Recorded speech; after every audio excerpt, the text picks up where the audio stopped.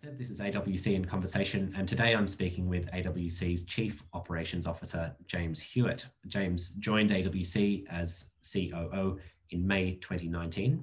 With a background in large-scale project development, he's worked in government and private roles in the tourism industry and holds formal qualifications in geography and urban and regional planning. James is speaking to me from Perth. James, thanks so much for joining us today. Hi, Joey. Good to be here. Hello, everybody. And we've got a good turnout too, so that's good to see. Now, James, as Chief Operations Officer, essentially you're looking after the teams, our operations and land management staff that are looking after all of our sanctuaries and our partnership projects. And that's an area of 6.5 million hectares, almost the size of Tasmania. I worked out there are about 70 countries smaller in area than that area managed by AWC. Do you ever feel daunted by that task? 2 or 3 times a day, I suppose. Yeah. Yes, I was thinking about the scale of our portfolio, and I'm from Belfast, Northern Ireland, and I checked the land mass of Northern Ireland, and it's smaller than one of our projects. So the Willigan Partnership Project's 1.7 million hectares, and Northern Ireland's about 1.4 million. The whole of Ireland's 8.3.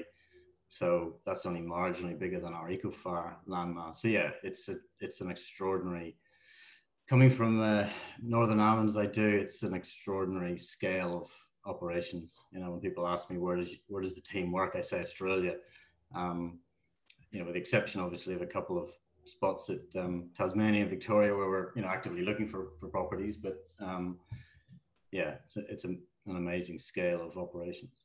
It sure is, and we'll talk a little bit more about the fantastic team that you manage a little later on. But I'm interested in your background as well, James. So from Northern Ireland, as you say, and your previous work has been in tourism and large-scale project development. How have you brought that experience to bear in your role as COO at AWC?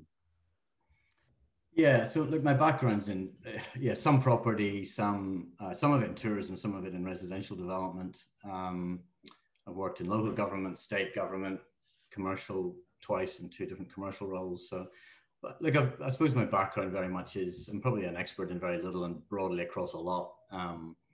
Policy work in planning and planning and legislation work in government roles has been quite useful because obviously we're quite involved in a range of policy and legislation issues with pastoral issues and so on, but also the project management and property development has been useful for just understanding how we should probably manage projects efficiently and effectively.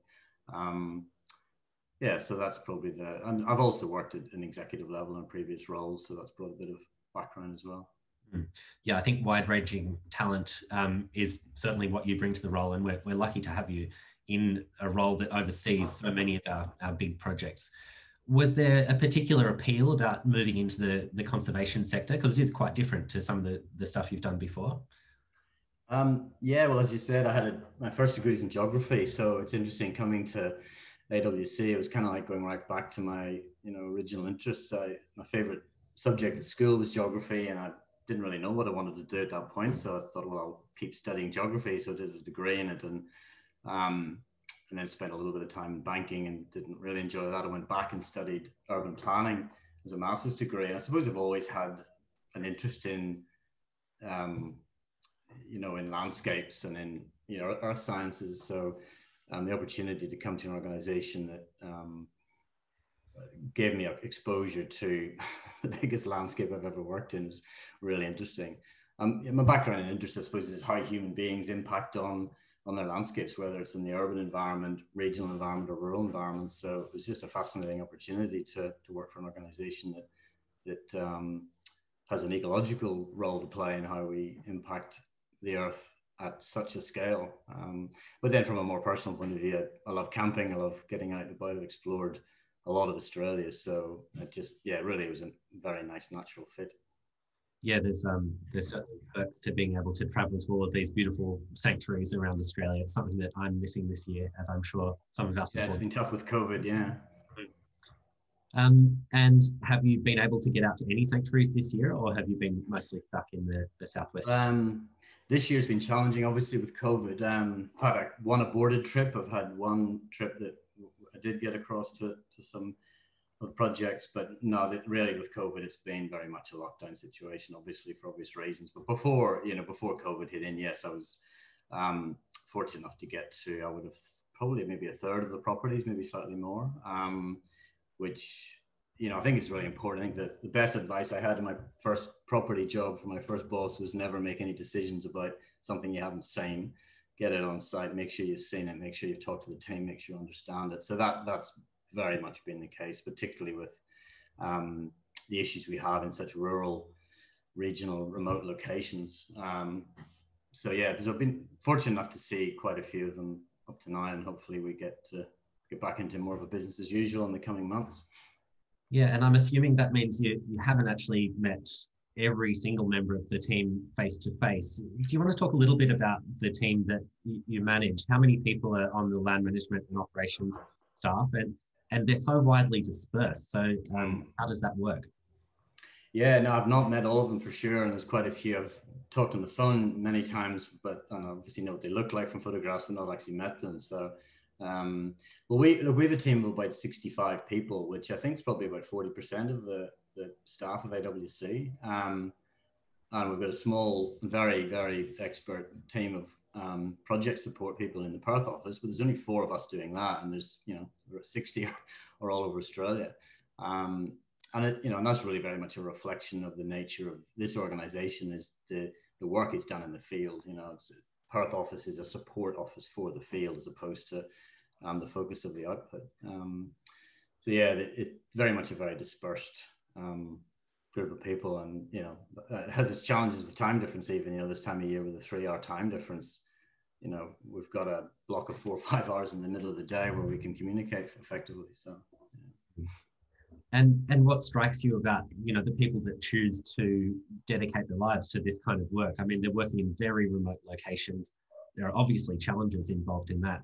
Is there something, does the team have something in common? Is it a certain type of person that applies for roles like this? I think what's interesting about the operations team is that quite a dispersed group of people in terms of their backgrounds. So we've got mechanics and people from forestry and people from agriculture and sparkies and so on. So quite a wide range of backgrounds, but quite incredible skills. I find it intimidating and humbling on equal measure meeting them all, because they have skills I will never have, and they do a job that I could never do.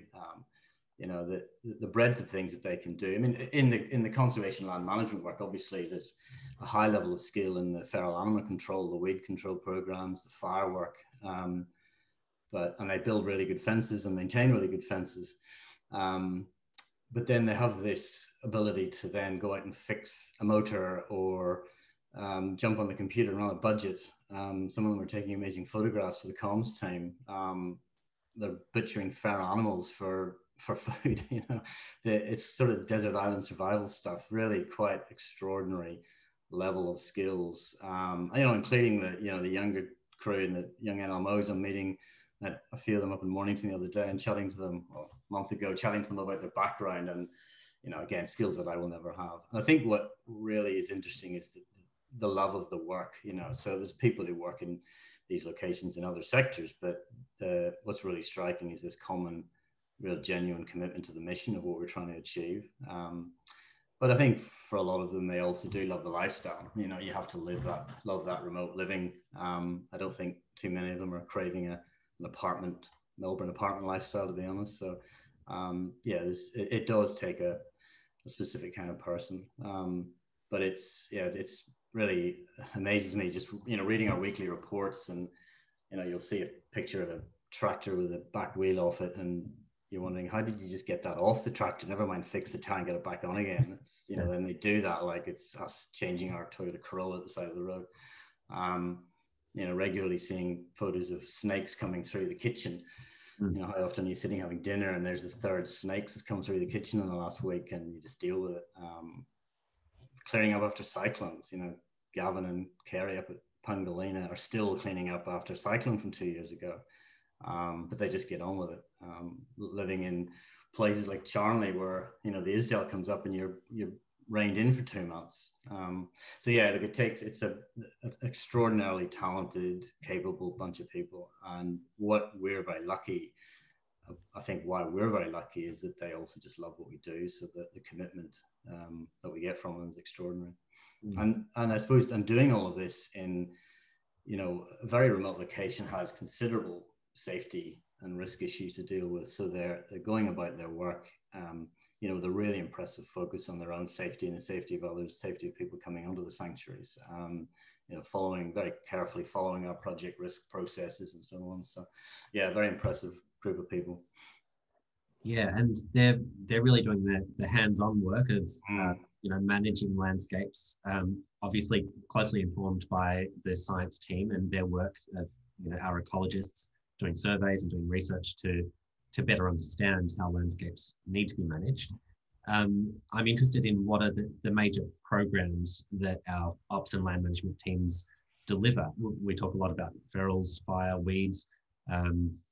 Is that basically the main ones? What are the, obviously the main focus for operations is those programs, and obviously the fence, building and maintaining and operating the fencing projects. But then they're also building buildings, they're building workshops, they're maintaining vehicles, they're looking after machinery, and in some cases we've got campgrounds, so there's a visitor program to oversee. So yeah, it's a really huge range, but I think it's the technical and practical skills that they bring and need to bring to programs. Like you've got the fire program up, it's an extraordinarily complex program, the fire program, working very closely with the science team. We talk about the science and operations, that probably the nature of the work is seen as being quite separate, but it's actually a very entwined, very side-by-side working relationship, because science will look at the strategies and the objectives that we're trying to achieve in these programs, and then the operations teams go in and actually put those into practice. But the operations guys bring very, very deep knowledge of the landscapes, the ecology, the climate, very close connections with local Aboriginal communities, which brings a lot of broader understanding of these issues in land management to the team. So operations guys actually offer a lot of insights to the science crew as well as we're doing the strategic work, and then they go out and put into practice the work, and we monitor it the next year and tweak the strategy. So it's a very integrated approach between science and operations. You mentioned the infrastructure briefly, and we've talked many times on the webinars about fence projects. This is one of the more recently completed ones at Mallee Cliffs. But it is a big investment in conservation infrastructure, and that sort of defines AWC's approach at a lot of sites. I think it's putting in these pieces of infrastructure which enable things like locally extinct mammals to be reintroduced. But then, as you say, also infrastructure to support the staff, because most of our staff are based in the field. They need to have a place to live, or the facilities for working, all of the equipment, workshops and all of that kind of thing. So is there much there that's similar to what you did in property development or any of those projects? Well, look, it is. I mean, building any project's the same thing. You go through a very similar process, and you scope it out, and you do your budget planning, and you do your due diligence, and you look at your approval processes, and you plan out your timeframes and your budgets and your resources that you need to do it. So it's a very similar process, whether you're building a fence or building a high-rise building in the middle of a city. The difference is that obviously different challenges and different scale, and dealing with climate and dealing with fire seasons and so on. But I think the processes are very, very largely the same. And we've got a really great team, small team of support staff in the Perth office, project management expertise and project assistance, and those guys provide very high level of expertise and professional advice and support to the field when we're building these projects. And there's an awful lot of governance and all the boring stuff that you got to do in the background, Joey, with projects, and documenting contract deliverables and making sure invoices are done on time, and making sure all of that is particularly with partnership projects, because we've got significant obligations to partners. So it's very much an across the team approach. The guys on the ground looking after that practical side of it, and the head office team or Perth office team, providing that support. But yeah, with the fencing, once the fences are up, we're doing fence checks 3 times a week. So somebody's driving around each of these fences, huge 10,000 hectare fences of checking it 3 times a week to make sure there's no breaches, and then fixing it, and that's a significant effort. And also what's really interesting is the guys are looking at a lot of the technological solutions to some of this. I mean, we've talked about a project like New Haven Stage 2, which, we're talking about 100,000 hectares of land. You drop that land area over metropolitan Perth, that's about a sixth the size of the whole metropolitan Perth area. So that's dealing into a different scale and looking at whether we can do fence checks using technology, using drones and radar detecting and that sort of stuff. So, whilst they're out there building fences, they're also at the cutting edge of some scientific and technological innovations. Yeah, it's great stuff. And I think the dedication of the team really shines through in all of that work. Just while we're on infrastructure, there's also a project underway at the moment looking at how we power our operations. Like many remote sites, I guess a lot of our sanctuaries have relied on diesel generators. But what are we now looking at to try and improve our energy systems out there? Well, look, it's nothing new. Obviously, we've had solar panel systems with inverters and battery banks for, there's a few of them now getting to the end of their useful life, well past their use by dates, 13, 14 years old. But it's certainly something that we're looking at scaling up and running across the properties, both from an environmental point of view, it's the right thing to do, but it's also economically makes sense. There's a project that we're looking at the moment, which I think is actually a really interesting one, because it really shows the value that our supporters bring to us beyond the very generous donations they make to us. But I think, what strikes me from having met quite a few of the supporters is the passion they have and the knowledge and expertise they have is actually very valuable. We've had one supporter contacted us early in the year, and I'll not name him, he may not want to be named, and he has expertise in contract law, specializing in renewable energy contracts. And he made the suggestion that he thinks there's people in his client base that might actually donate to AWC, more for a personal passion of decarbonization of the economy, not so much necessarily our mission of effective conservation of native animals, but more about seeing a reduction in fossil fuel burning for energy, and would donate to AWC, for the purposes of building power systems. So great idea, and we're working with development team to produce a prospectus based on some of the renewable energy projects that we've got, and we've got them all over the portfolio. In some cases we don't have any, we are just burning diesel running generators, and in others we're actually having to replace them. So it's really good working very closely with, we talk about the family of AWC, including the supporters, and that's a really good example of where that could come to actually significantly reduce. If this works, it would significantly reduce the capital allocation that we've got to make to these projects, and that frees up capital for a whole range of other productive uses, whether it's in science or other investments. Yeah, well, I guess this is a good chance for anyone watching. If you have any bright ideas that might, improve the way that we do things, or you think that we might be able to find some efficiencies somewhere, are there any particular challenges, James, that you want to put to the audience?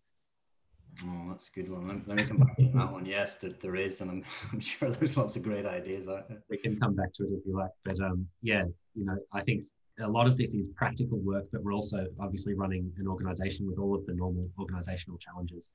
And I know that among our supporter base, that's a huge, a huge range of experience that is brought into the AWC family. So, if you have any bright ideas about how you think we can improve things or how we should be doing things, do get in touch. I'll just remind everyone that you can ask questions using the Q&A button at the bottom of your screen. And hopefully you're enjoying this chat so far. I think it's fascinating when we zoom out and look at, the big picture of AWC and how we operate across the country. James, more and more we're looking at a partnership arrangement. So there's, we've got a fairly well-defined model of conservation now. Scientists and land managers on the ground working together, trying to, reduce threats and improve ecological health. But in recent years, we've been applying that in different situations with various partnerships on pastoral land, Indigenous land. Do you want to talk us through the importance of having a model that can adapt to those different contexts?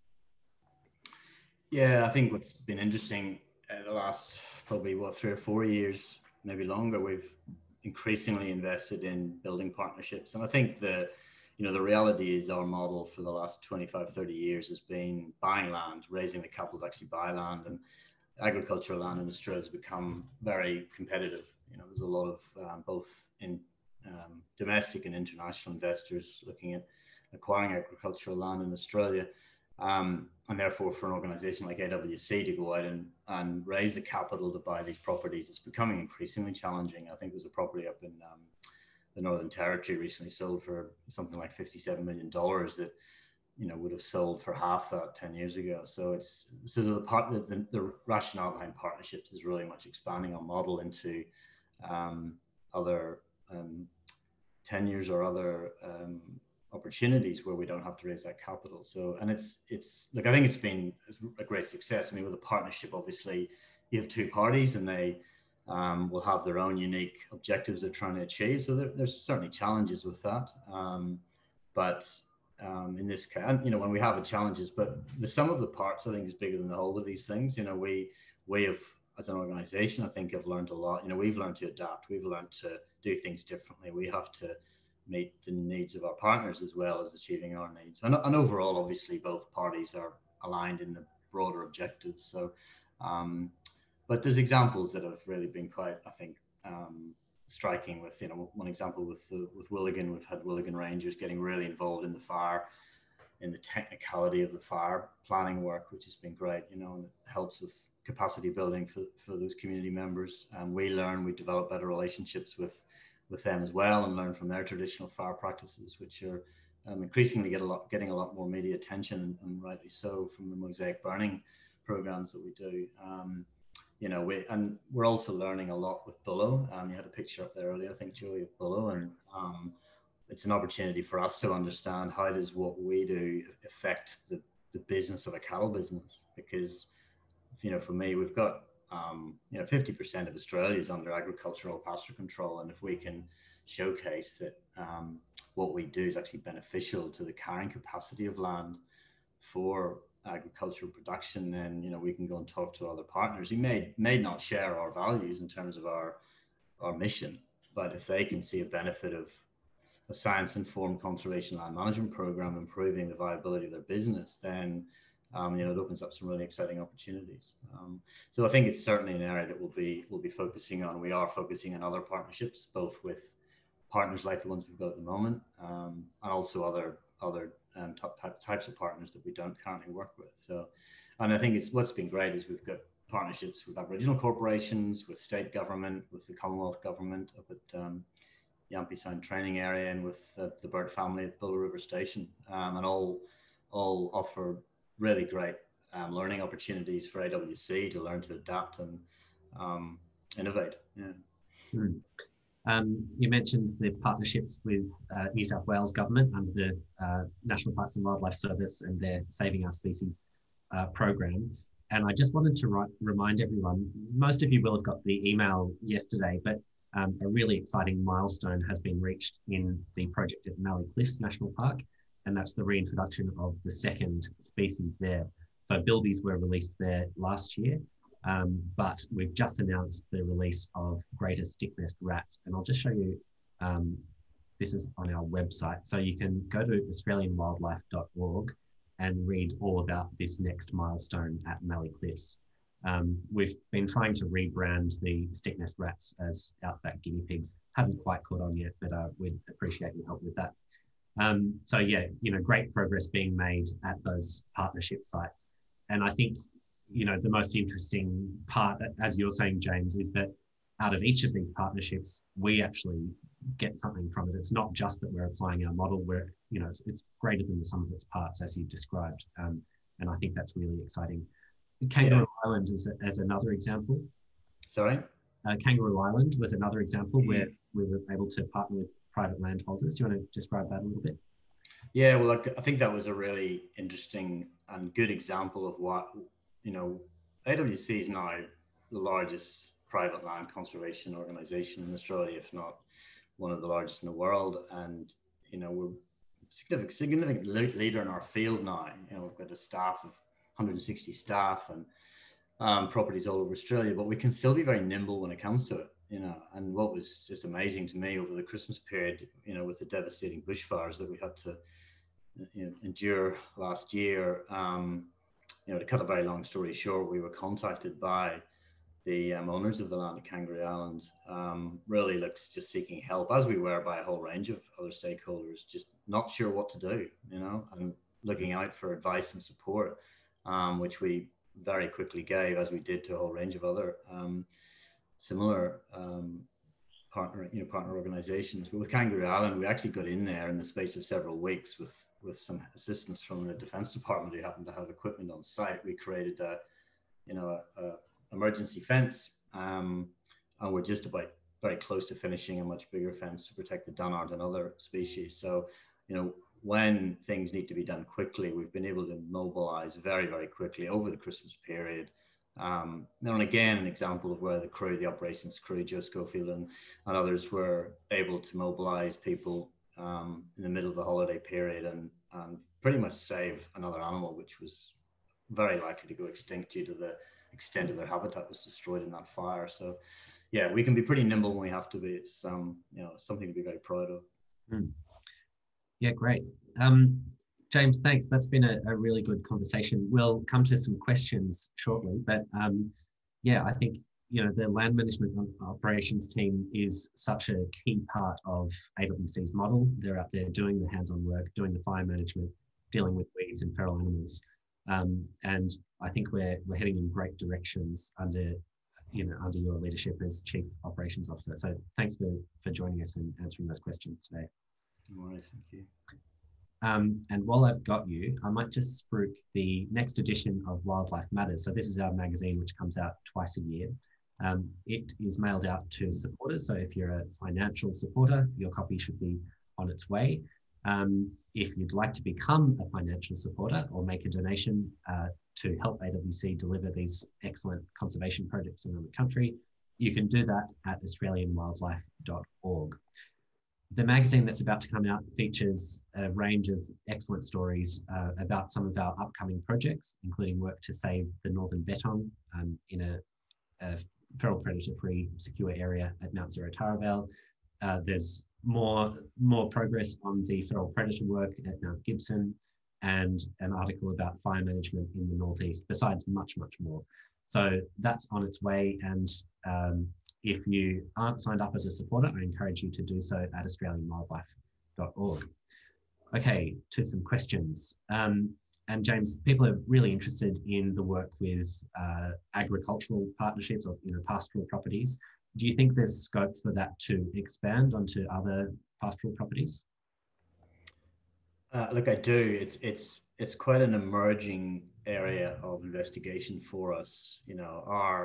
From a science investigation point of view, our remit is not to get into too much detail in how, what is the science behind agricultural production? We're all about measuring the effect of our investment in an ecological outcome. But I think what struck me with visiting Billow and talking to the team up there, and also, in fact, another good example of a supporter who I met in Melbourne, who put me onto one of his friends in Western Victoria, who he suggested would be good to speak to about that. I had a long conversation with this guy on the phone, and he explained that in his view, there's a lot of evidence that conservation land management activities have a very direct and beneficial impact on farming businesses, because it improves pasture, it improves shade, it improves the carrying capacity of soil, it improves a whole range of features about the landscape that actually improves the farmer's ability to make a better profit from his or her business.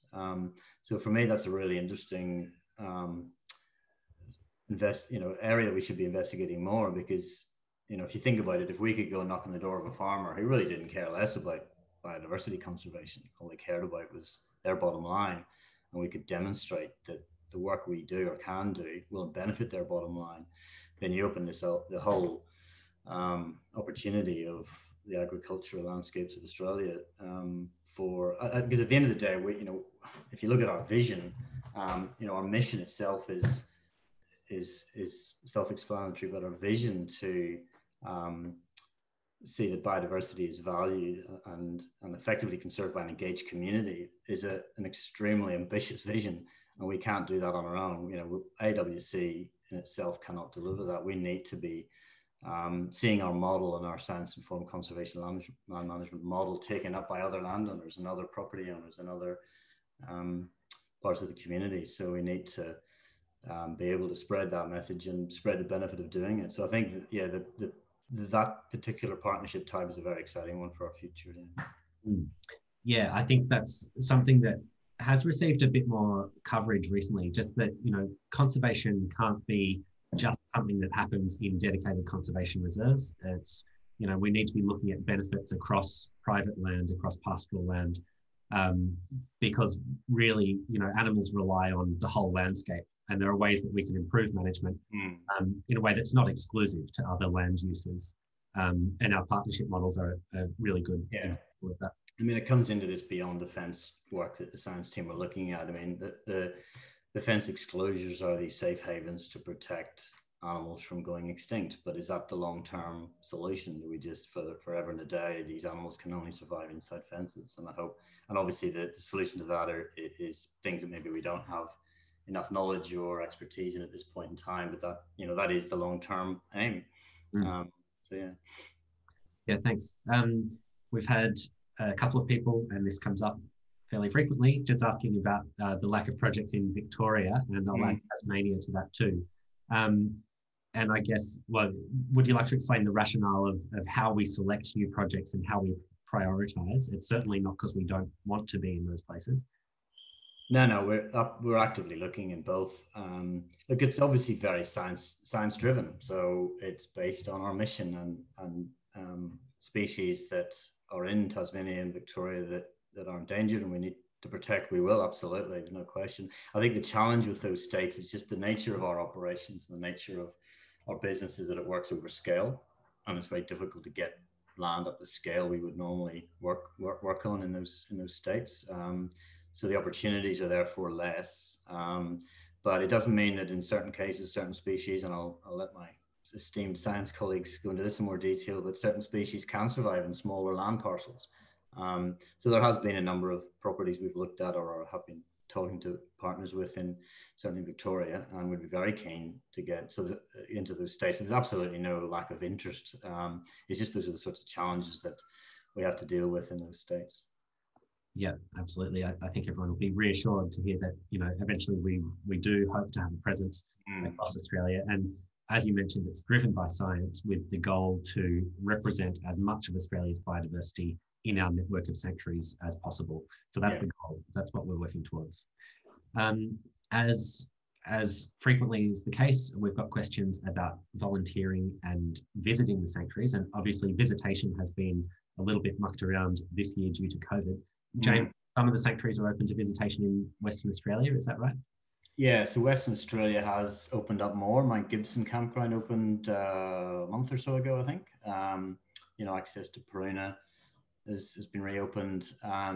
We haven't actually opened the camping in the Kimberley, so the Mornington and Charnley campgrounds are quite logistically difficult to open. They're quite substantial operations, and we lost so much of the season. It just wasn't viable to open them for the balance of the season when the COVID travel restrictions were released. So yeah, we haven't been able to open those. But so look, the part of the organizations, we've been through a fairly significant strategic review over the last 12 months and looking into the future, into the longer term future, and what is it we need to do differently, do more or do less of to achieve our mission and ultimately achieve our vision.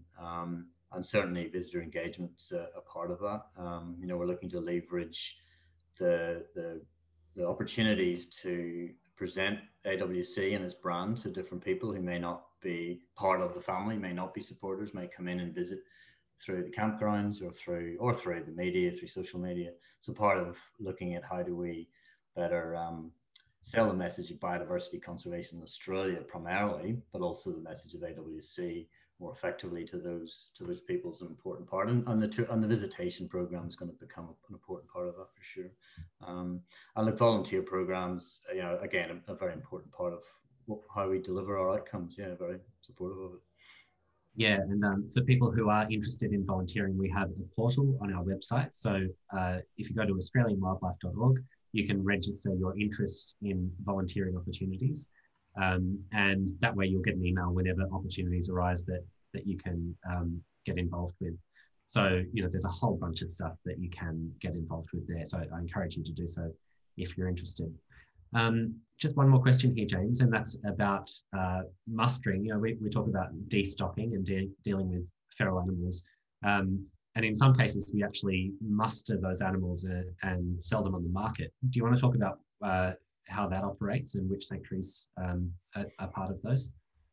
Yeah, so look, in some cases with some of our, with the pastoralists particularly, we have obligations around cattle stocking rights. So we do have our own herds and muster those herds. And in other situations, it's really more about getting feral herbivores off the landscape for obvious reasons.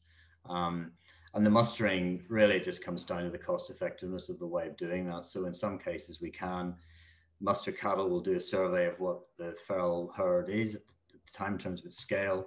And then we'll work with contract partners to muster those cattle off the landscape. And that really just comes down to the financial viability of the revenue that they can get off selling the cattle versus the costs that they incur in actually conducting the muster. And then we share the profits with them. And then if that's simply not financially viable, then we have to remove the animals through aerial culling. So it's, again, that's a very important, there's a lot of strategic investigation that goes behind that, looking at, which animals are causing the most damage, where are our priorities, where are these animals, what different types of feral herbivores are causing the most damage in what parts of the landscape. Again, it's not a good example where the science team work closely with ops and looking at that, but it really just comes down to the financial viability of it. I think we'll leave it there for questions, but James, thank you very much, and congratulations to you and your team for everything that you've been able to achieve this year, because it has been a difficult year for lots of people, but for a lot of our staff, those programs need to continue, and they have continued this year, and I think that's really impressive. Well, thanks, Joey, and to all our supporters, thank you very much, and particularly thank you for your continued support from, during the COVID period. We certainly appreciate it. Must be challenging for all of you as well to continue donating. So we're really grateful for your support. Yeah, thanks. We couldn't do it without you. Next week, I'll be joined by our team from the Kimberley, a science team, talking about their year of wildlife surveys, including some rare sightings and exciting discoveries. So I hope you'll join me at the same time next week. If you're not signed up as a supporter, you can do that at australianwildlife.org. And you can also check out the latest edition of Wildlife Matters, which will be up there in the next week or so. So I hope you enjoy reading all about the work that we've managed to get done this year. Thanks again, everyone, and I'll see you at the same time next week.